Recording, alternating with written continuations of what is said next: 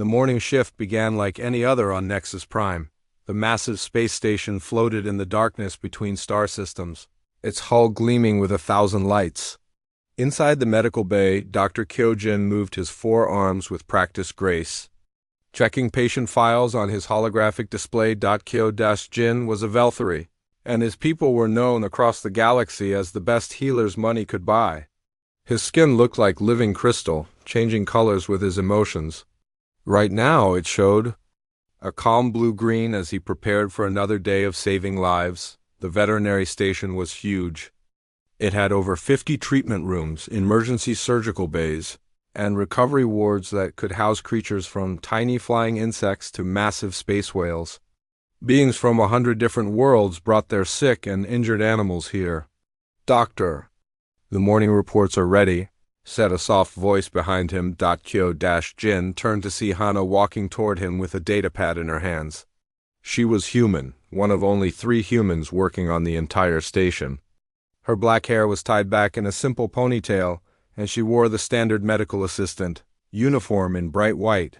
Hana had been working at the station for 8 months now. When she first arrived, most of the alien staff were afraid of her. Humans came from what the galaxy called a death world, a planet so dangerous that everything on it had evolved to be incredibly tough and aggressive, but Hana was different from what they expected. She was gentle with the animals, patient with difficult cases, and never lost her calm even in emergencies. Slowly, the other staff members began to trust her. "What do we have today?" Kyojin asked, taking the datapad with one of his lower arms, while his upper arms continued organizing medical supplies. 3 crystal moths from the mining colony on Zarian 7. They were exposed to toxic gas when their habitat dome cracked.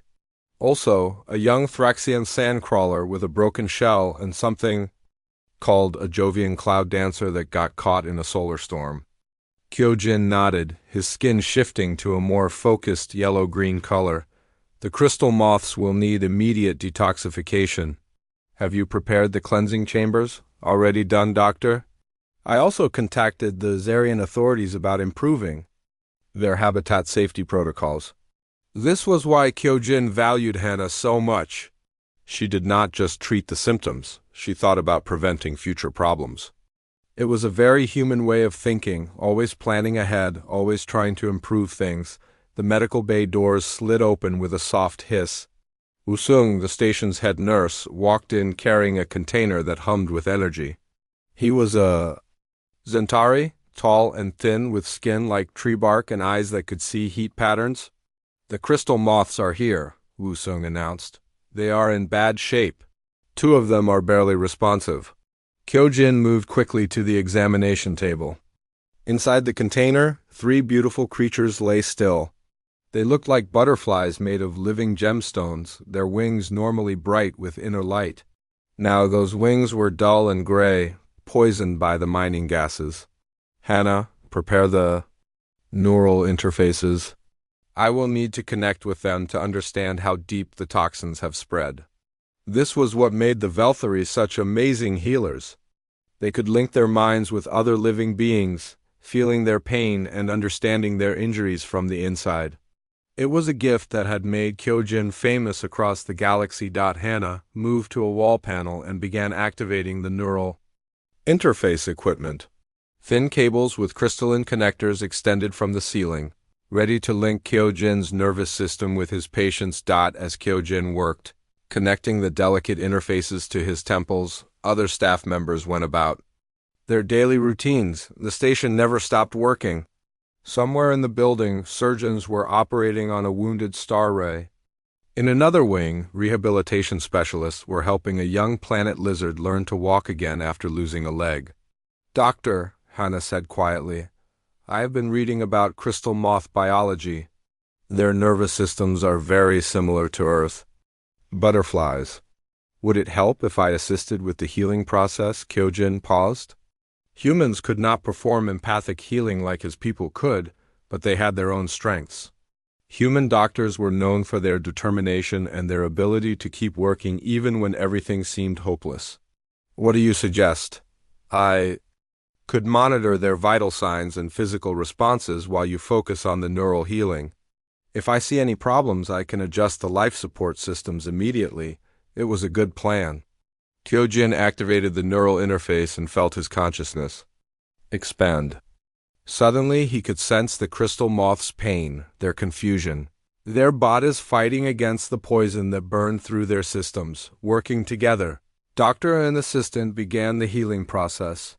Kyojin's empathic abilities guided the moth's natural healing responses, encouraging their bodies to flush out the toxins. Hana watched the medical displays, adjusting oxygen levels and nutrient flows to support the healing. Hours passed. Slowly, very slowly, color began to return to the moth's wings. Their breathing became stronger. The poison was leaving their systems. "It is working," Hana whispered, her voice full of hope. Late afternoon, all 3 crystal moths were recovered. Their wings glowed with renewed health, and they fluttered around their recovery habitat with joy. Kyojin felt the familiar satisfaction that came with saving lives. "Excellent work today," he told Hana as they cleaned up the medical bay. "Your assistance made the healing much more effective," Hana smiled. "Thank you, Doctor." "I love working here. Every day we save different kinds of life from across the galaxy. It feels important." Kyojin's skin showed warm orange tones, the Velthary equivalent of a smile. Hana was right. Their work here was important. The Nexus Prime Veterinary Station was more than just a hospital. It was a place where different species learned to work together, to care for each other across the vast distances of space. As the day shift ended and the evening team took over, Kyojin felt proud of what they had accomplished. Tomorrow would bring new challenges, new patients, new opportunities to heal and help. He had no idea that tomorrow would also bring the greatest challenge of his career and force him to question everything he believed about healing, about predators, and about the strange species called humans. The station continued its slow orbit through space, a beacon of hope and healing in the darkness between the stars. The emergency alarms began wailing at exactly 14:30 station time. Dr. Kyojin was in his office reviewing patient files when the sound echoed through the corridors. His crystalline skin immediately shifted to alert yellow as he rushed toward the main medical bay. Hana was already there, preparing emergency equipment with practiced efficiency. Her movements were quick but controlled, something Kyojin had noticed about humans. They seemed to work better under pressure, not worse. "What is the situation?" Kyojin asked, his forearms moving to help prepare the treatment area. "Emergency transport requesting immediate docking," Hana replied, checking the main display screen. "Human vessel, registration number Terra 779. They report critical injuries to a crew member." Usung appeared at the bay doors, his heat-sensing eyes glowing with concern. "Doctor, the docking bay supervisor says the human ship looks badly damaged. Plasma burns on the hull, emergency patches everywhere." Through the large observation windows, they could see a small transport ship limping toward the docking bay. Black scorch marks covered its silver hull, and one of its engines was barely functioning. The ship moved slowly, like an injured animal seeking help. "Prepare Trauma Bay 3, Kyojin ordered. "Full life support systems and neural interface equipment. If a human crew member is injured, we need to be ready for anything." The Velthary doctor had treated humans before, though not many. They were incredibly tough compared to most species, able to survive injuries that would kill other beings. But they were also complex, with intricate nervous systems that made empathic healing difficult. 20 minutes later, the docking bay doors opened with a loud hiss of equalizing air pressure. A tall human woman walked out, moving with the confident stride that all humans seem to have. She wore a worn brown jacket over a ship captain's uniform, and her face showed the stress of recent battle. But what caught everyone's attention was not the captain herself.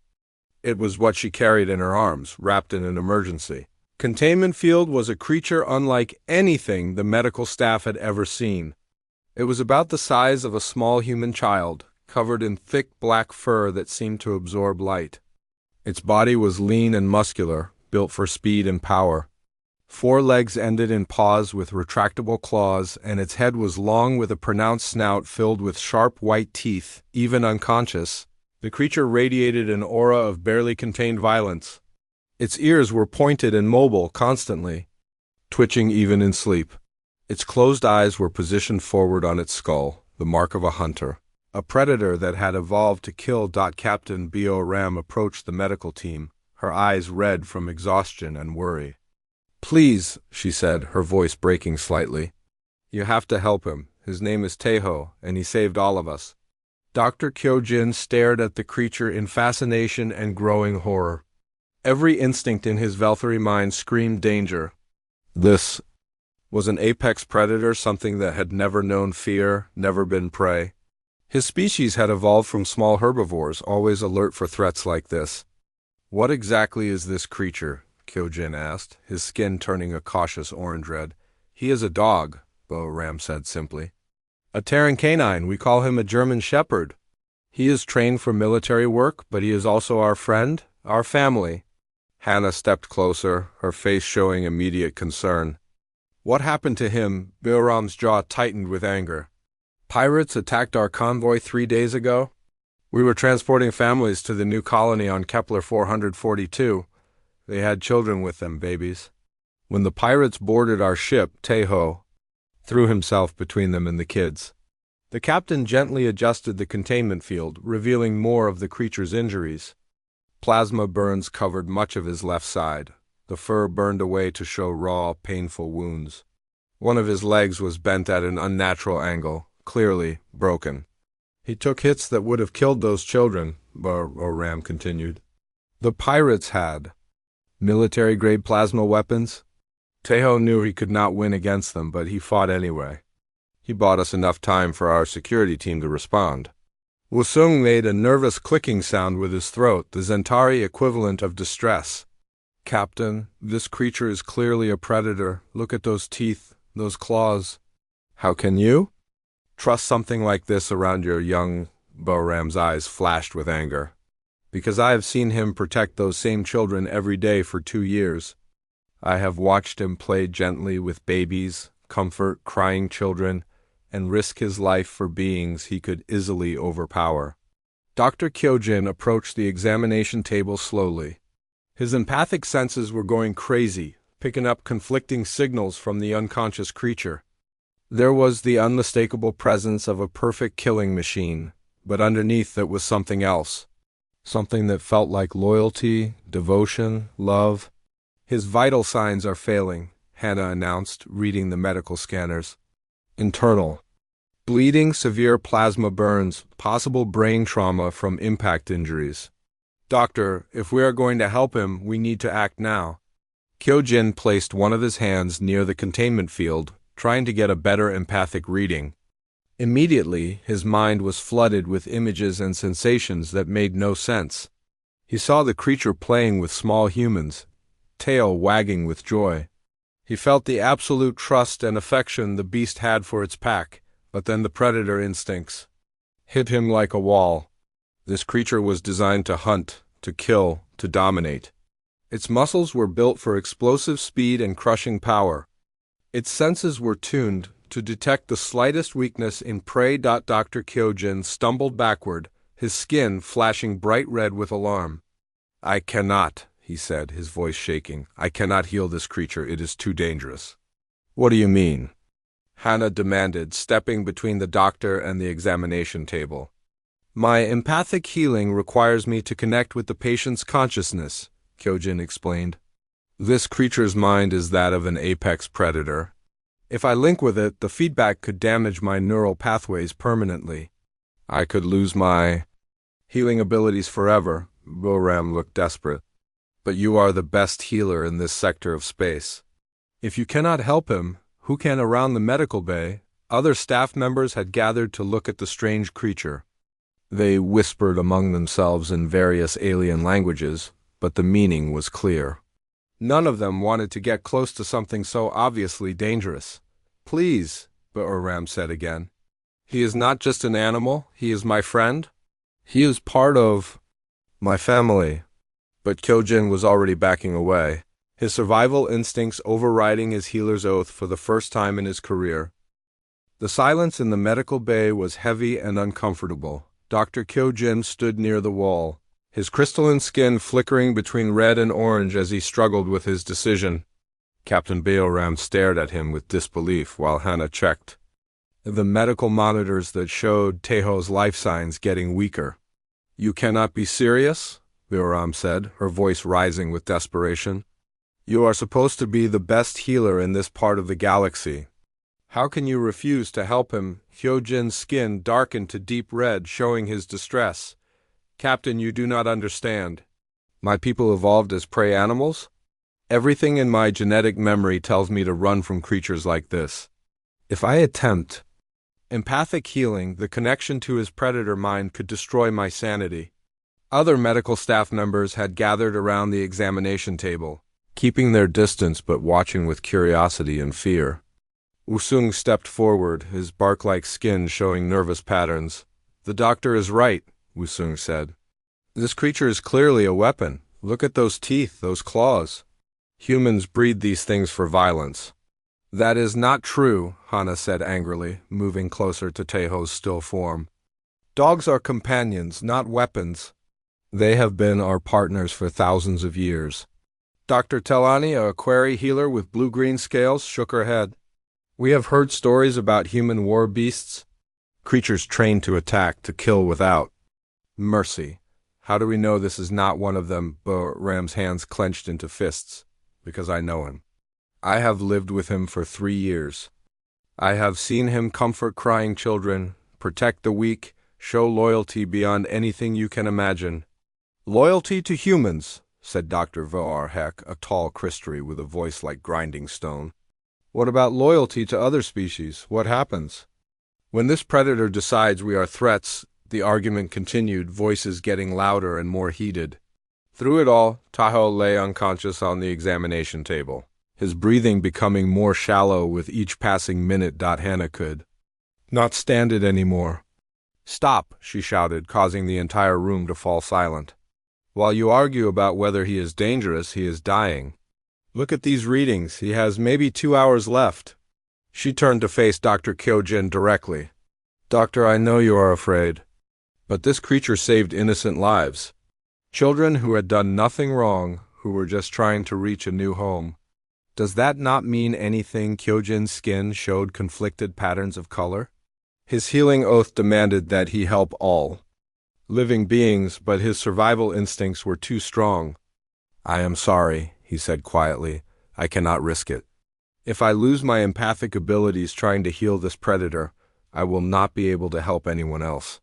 The greater good requires that I refuse." Bahram's shoulders sagged with defeat. "How much?" she asked. "What? How much money do you want? I can pay triple your normal fee. 4 times. I have savings. I can sell my ship." "Captain, this is not about money." "Then what is it about? Pride, fear?" Bahram's voice broke. "He is just an animal who loved his family enough to die for them. How is that something to be afraid of?" Dr. Kyojin turned away, unable to meet her eyes. "I am sorry, my decision is final." The other medical staff began to disperse, uncomfortable with the tension in the room. Soon only Beoram, Hana, and the unconscious Teho remained near the examination table. "There has to be something we can do," Hana whispered. Orem knelt beside the table, gently stroking Teho's fur through the containment field. "I have tried every veterinary station in this sector. They all said the same thing. Too dangerous. Too risky. Not worth the effort for just an animal." "He is not just an animal," Hannah said firmly. "I can see it in the way he responds even while unconscious. When you touch him, his heart rate stabilizes. When you speak, his brain activity increases. He knows you are here." Word of the human predator spread quickly through the station. Soon crowds of curious aliens gathered outside the medical bay, trying to get a look at the feared creature. Some brought their children to see the monster from the death world. Others took pictures to send home to their families. "Look at those claws," one young Velthari said to his friend. "I heard they can cut through metal." "My teacher says humans use these creatures to hunt other sentient beings," whispered a Zentari child. "They look so peaceful when they sleep," observed an elderly Aquari. "It is hard to believe something so quiet could be so dangerous." The attention made Hana angry. These beings were treating Taeho like a zoo exhibit, not a dying patient who needed help. She activated the privacy screens around the examination table, blocking the view from outside. As the hours passed, Taeho's condition continued to worsen. His breathing became irregular, and his body temperature dropped dangerously low. The plasma burns were infected, and internal bleeding was slowly killing him. Rem never left his side. She told Hana stories about their adventures together. About the time Taeho had found a lost child in the cargo hold of their ship, about how he would howl sadly whenever she had to leave him for long missions. "He was just a puppy when I found him," she said softly. "His previous owner was a soldier who died in battle. Taeho was so sad, so lost. It took months before he would eat properly or play with toys." "How did you win his trust?" Hana asked. "Patience, love, showing him every day that he was safe, that he was wanted." Doram's voice grew thick with emotion. "He gave me the same thing in return? Unconditional loyalty, protection, friendship. I have never had to worry about my safety when Taeho was around." As evening approached, the medical monitors showed critical readings. Taeho's life was slipping away, and there was nothing conventional medicine could do to save him. "I am not giving up," Hana said suddenly, standing up with determination. "There has to be another way." Doram looked at her with fading hope. "What do you mean?" "I mean that sometimes you have to break the rules to do what is right." The night shift on Nexus Prime was always quieter than the day shift. Most of the administrative staff went off duty, leaving only essential medical personnel to monitor patients and handle emergencies. It was during this quiet time that Hana made her decision. She waited until the corridor outside the medical bay was empty, then used her access code to enter the restricted area. The lights automatically dimmed to night settings, casting long shadows across the equipment and empty examination tables. Taeho lay where they had left him, his breathing so weak it was barely visible. The medical monitors showed declining vital signs across all systems. According to the computer projections, he had less than 4 hours to live. Hana approached the examination table slowly, her heart pounding. She was not a trained doctor like Kyojin, and she certainly did not have empathic healing abilities. But she understood basic trauma medicine, and more importantly, she understood dog physiology better than anyone else on the station. "Okay, boy," she whispered, gently placing her hand near the containment field. "Let me see what I can do for you." She began by reviewing his medical scans on the portable display unit. The plasma burns were severe but treatable with the right antibiotics and tissue regeneration therapy. The broken leg needed to be set and stabilized. The internal bleeding was the most serious problem, requiring immediate surgery. Hana gathered supplies from the medical storage units, moving quietly to avoid attracting attention. Surgical instruments, regeneration gel, antibiotics designed for mammalian physiology, and a portable surgical unit that could handle basic procedures. As she worked to set up the equipment, she heard footsteps in the corridor outside. Hana froze, listening carefully.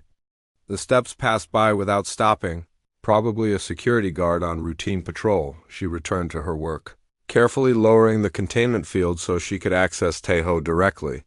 For the first time, she could touch him without barriers, and she was surprised by how soft his fur was despite his fearsome appearance. "You are not as scary as they think you are," she murmured, beginning to clean the plasma burns with antiseptic solution. "You are just hurt and scared like any other patient?" The work was slow and difficult. Human medical training helped, but Hana had to adapt procedures designed for humans to work on canine anatomy. She started with the worst injuries first, using tissue regeneration gel to help heal the plasma burns. Taeho stirred slightly when she began working on a particularly deep burn on his shoulder. His eyes opened briefly, unfocused but aware. Instead of growling or showing aggression, he made a soft, whimpering sound. "It is okay," Hana said gently, stroking his head. "I am trying to help you. You are safe now." To her amazement, Taeho's tail moved slightly, a weak attempt at wagging. Even injured and barely conscious, he was trying to show friendliness to someone helping him. The door to the medical bay suddenly opened. causing Hana's heart to jump into her throat.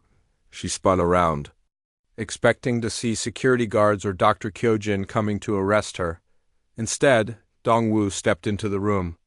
He was another human working on the station, part of the engineering crew that maintained the complex medical equipment. His eyes were wide with surprise as he took in the scene. "Hana, what are you doing?" he asked in a hushed voice. "I am saving his life," she replied, not stopping her work on Taeho's injuries. Dongwoo moved closer, looking at the injured dog with curiosity rather than fear. "The aliens are all terrified of this creature. They say it is some kind of super predator." "Look at him, Dongwoo. Does he look terrifying to you?" Dongwoo studied Taeho carefully.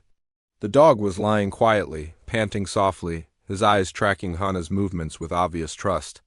When Dongwoo extended his hand slowly, Taeho sniffed it gently and then licked his fingers with a rough tongue. "He seems friendly enough," Dongwoo admitted. "But why are you risking your job to help him? The doctors made it clear they would not treat him." "Because it is the right thing to do," Hana said, beginning to work on setting the broken leg. "This dog saved human children. He risked his life for beings he was supposed to protect. How can I let him die just because other people are afraid?" Dongwoo was quiet for a moment, watching as Hana carefully aligned the broken bone and applied a regeneration cast. Her movements were confident and skilled, showing the medical training she had received before coming to the station. "What can I do to help?" he asked finally. Hana looked up in surprise. "You want to help? You are right. This is about doing what is right, not what is safe or easy." Dongwoo rolled up his sleeves. "Besides, humans have to stick together out here." Working together, they made much faster progress. Dongwoo helped hold instruments and monitor vital signs while Hana performed the delicate surgery needed to stop the internal bleeding. His engineering background proved useful when they needed to modify some of the medical equipment to work better with canine physiology. "His heart rate is stabilizing," Dongwoo reported, watching the medical displays. "Blood pressure is coming up to normal levels." "The regeneration therapy is working too," Hana said with relief. "Look, you can already see new tissue forming around the plasma burns." As they worked through the night, Taeho gradually became more alert. He seemed to understand that they were helping him, never showing any aggression despite what must have been considerable pain. When Hana had to inject him with medicine, he held perfectly still. When Dongwoo needed to reposition his injured leg, Taeho cooperated as much as he could. "I have never seen an animal this intelligent," Dongwoo commented. "It is like he knows exactly what we are trying to do." "Dogs are incredibly smart," Hana explained. "They have been bred for thousands of years to work with humans, to understand our intentions and emotions. Military dogs like Taeho are specially trained to think through problems and make decisions." By dawn, Taeho's condition had improved dramatically. His vital signs were stable, the plasma burns were healing well, and the broken leg was properly set. He was able to lift his head and look around the room with clear, intelligent eyes. "We did it," Hana said, exhaustion clear in her voice. "He is going to survive." Dongwoo smiled, gently scratching behind Taeho's ears. The dog's tail wagged weakly but happily in response. "Captain Beoram is going to be so relieved." "If we do not get arrested first," Hana said, suddenly remembering the consequences of what they had done. "We used medical supplies without authorization, performed surgery without supervision, and directly disobeyed Dr. Kyojin's orders. Then we better make sure Taeho is strong enough to charm his way out of trouble," Dongwoo said. "Because I have a feeling we are about to have company." As if summoned by his words, the medical bay doors opened with a sharp hiss. Dr. Kyojin strode into the room, his crystalline skin flashing angry red. Behind him came Wusung and several other medical staff members. The confrontation Hana had been dreading was about to begin. Dr. Kyojin's skin blazed with angry red patterns as he entered the medical bay. His forearms moved in agitated gestures, and his voice carried the authority of someone who had been deeply offended. "What is the meaning of this?" he demanded, his eyes taking in the medical equipment scattered around Taeho's examination table. You have violated every protocol, ignored direct orders, and used medical supplies without authorization. Hannah stood up slowly, her chin raised in defiance despite the fear in her eyes. I saved his life, she said simply. You had no right. Wusung added, his bark-like skin showing nervous patterns. This creature is dangerous. What if it had attacked you during the procedure? Dongwu stepped forward, positioning himself slightly between the angry aliens and Taeho. Look at him, he said. Does he look dangerous to you right now? Everyone's attention turned to the examination table. Taeho was lying quietly, his head raised in alert. His tail wagged gently when he saw the crowd of people, and his eyes showed curiosity rather than aggression. The plasma burns on his side were clearly healing, covered with regeneration gel that sparkled under the medical bay lights. Dr. Kyojin moved closer, his skin shifting to cautious orange. Stay back, he warned. Just because it appears calm does not mean it is safe. But as he spoke, something unexpected happened. Taeho struggled to get to his feet, his broken leg still in its regeneration cast. Despite his injuries and obvious weakness, the dog was trying to stand up. What is he doing? Asked Dr. Telani, the Aquari healer. Her blue-green scales showing nervous ripples, Hana moved quickly to Taeho's side, gently helping to support him. It is okay, boy. You do not need to get up. But Taeho had a different idea. Despite his injuries, despite being surrounded by strange aliens who were clearly upset, he slowly and carefully positioned himself between the angry group and Hana. His movements were painful and difficult, but his intention was clear. He was protecting her. A low growl rumbled in his throat. Not aggressive or threatening, but warning. His intelligent eyes fixed on Dr. Kyojin, and his message was unmistakable. This human helped me. I will not let you hurt her. The room fell completely silent. Everyone stared at the injured dog who was willing to fight despite his condition. To protect someone who had shown him kindness. Dr. Kyojin felt something shift in his mind. For the first time, he was seeing past his evolutionary fears and looking at the individual creature in front of him. This was not just a mindless predator. This was a being capable of gratitude, loyalty, and sacrifice. He is protecting you, Dr. Kyojin said softly, wonder creeping into his voice.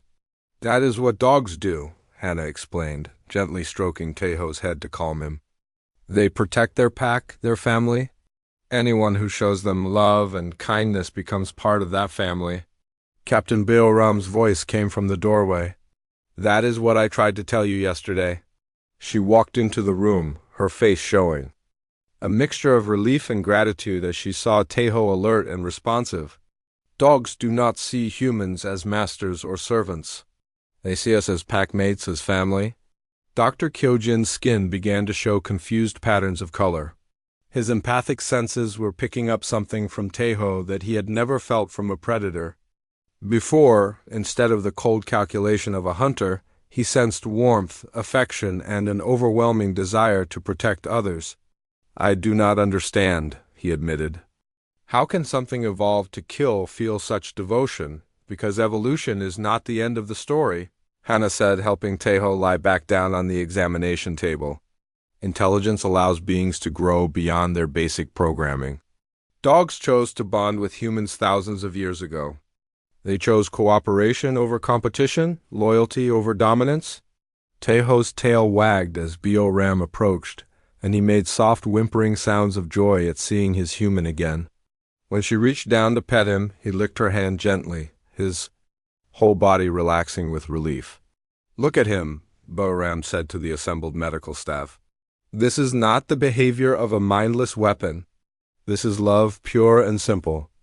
Dr. Kyojin found himself drawn closer to the examination table. His scientific curiosity was overcoming his fear. May I? He started, then stopped. Would it be safe for me to examine him more closely? Of course, Beoram said. Taeho, this is a friend. Be gentle. Dr. Kyojin approached slowly, his empathic senses extended cautiously. As he got closer to Taeho, he began to pick up more detailed impressions from the dog's mind.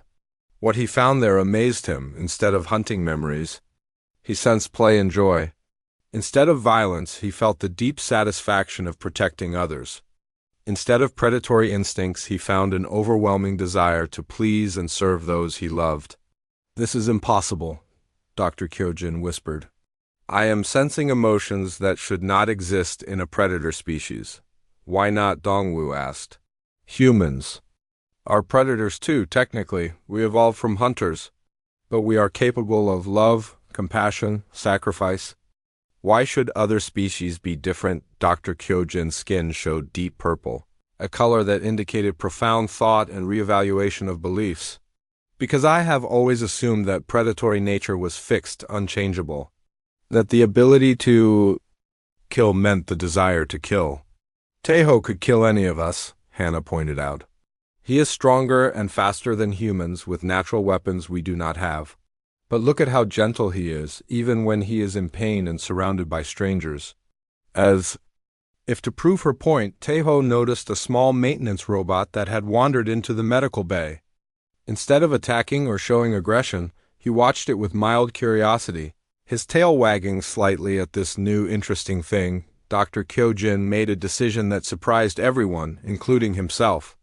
"I want to try something," he said, moving to the neural interface equipment. "With the captain's permission, I would like to attempt empathic healing." "Are you sure?" Wusung asked nervously. "What if the predator instincts overwhelm your mind? Then I will deal with that risk," Dr. Kyojin replied, his skin showing determined yellow-green. "But I think I was wrong about this creature. I think there is more to consciousness than evolutionary programming."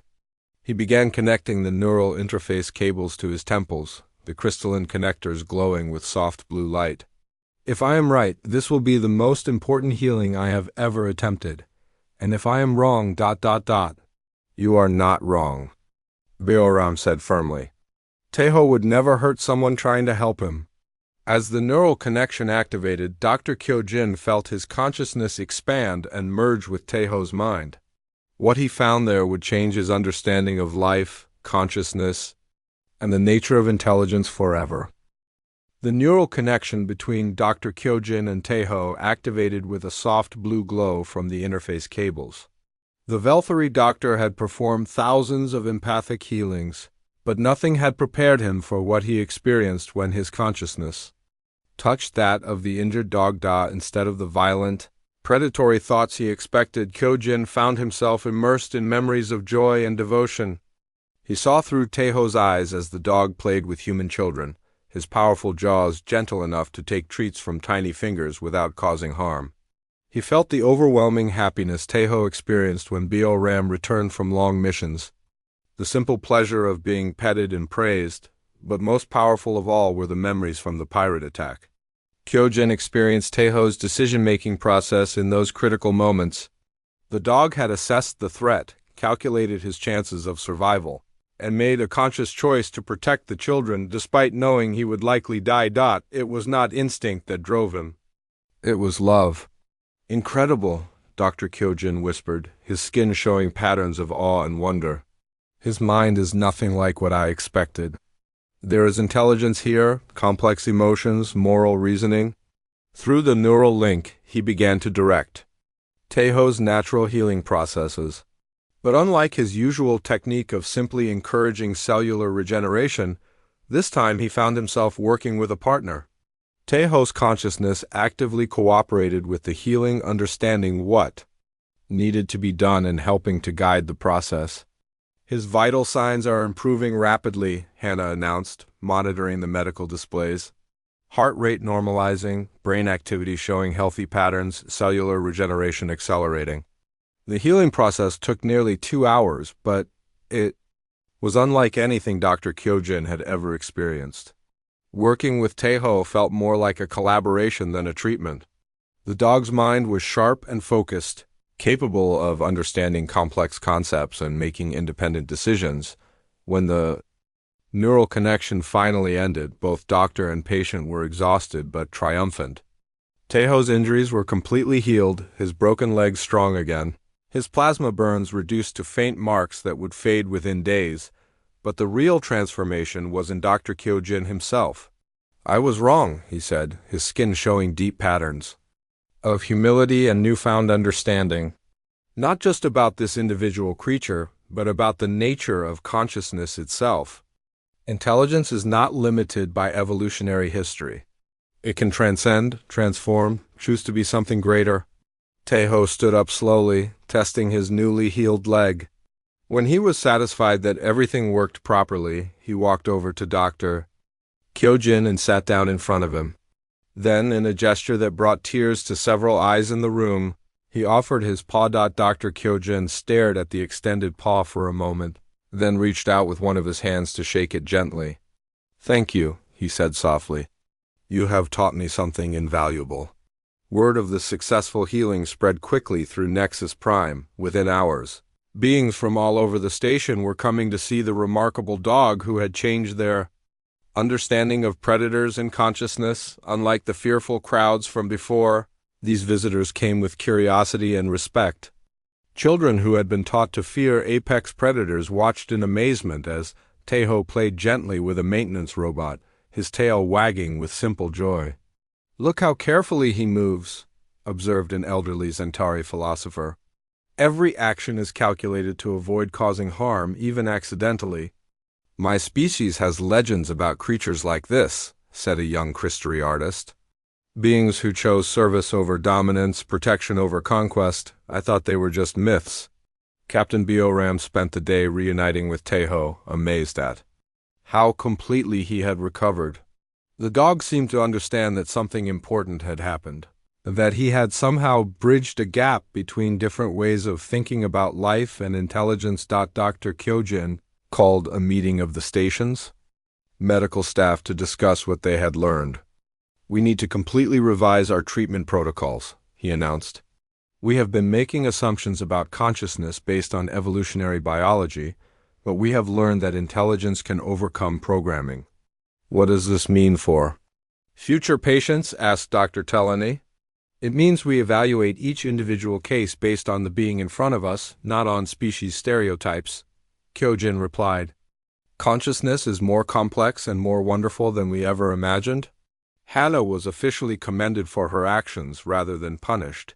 Her willingness to break rules in service of saving a life became an example taught to new medical students throughout the galaxy. "You showed us something important," Dr. Kyojin told her. "Sometimes doing the right thing requires courage to challenge established thinking." Dongwo was transferred to the medical engineering department, where his combination of technical skills and compassion proved invaluable in developing new treatment methods for non-traditional patients. 3 days later, a new patient arrived at the station. A human soldier had been injured in a mining accident, suffering from severe psychological trauma that conventional medicine could not treat. This time, when the intake staff saw the word human on the medical forms, there was no fear or hesitation. Dr. Kyojin personally took the case, approaching the injured soldier with the same care and respect he would show any patient. "Doctor," the human soldier said weakly, "I heard about what happened here, about how you saved a military dog. Thank you for not giving up on us." "We do not give up on anyone," Dr. Kyojin replied, his skin showing warm, compassionate colors. "Consciousness is sacred, regardless of its origins."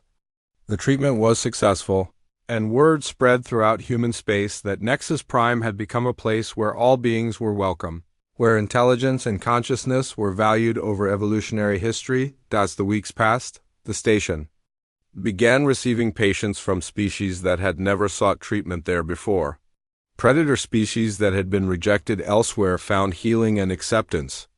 The medical staff learned to look beyond surface appearances to the consciousness within. Tejo became an unofficial ambassador, demonstrating through his daily interactions that intelligence, compassion, and choice could overcome any amount of evolutionary programming.